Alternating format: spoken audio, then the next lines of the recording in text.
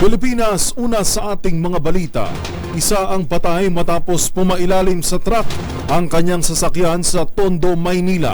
Paliwanag ng truck driver, nakaparada lamang ito ng salpukin ng SUV na halos mayupi na parang lata sa tindi ng impact. Ang buong detalye ihahatid ni Boy Gonzales. Patay ang isang driver ng SUV matapos sumalpok sa isang nakaparadang 14-wheeler truck sa May Lopez Boulevard, Tondo, Manila kaninang umaga.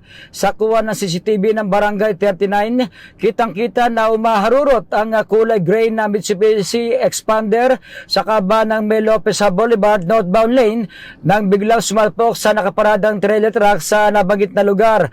Wasak na wasak ang harapan ng bahagi ng sakyan na parang nilamukos na lata ang kulay gray na Expander na may plakang NGX 5776. Ayon sa driver ng trailer truck na si Jomar, nakahinto lamang siya sa pinaka-center island alas 7:59 na umaga nang biglang makarinig siya ng malakas na kalabog sa kanyang sakyan nang nagdagmula sa likurang bahagi ng kanyang truck. Nang usisahin niya ay dito na tumambad ang SUV na wasak at pumailalim ito sa kanyang likuran.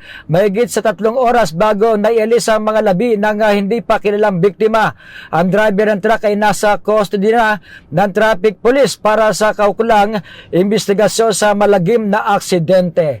Para sa MBC TV Network News, ito si Boy Gonzales. Sama-sama tayo, Pilipino.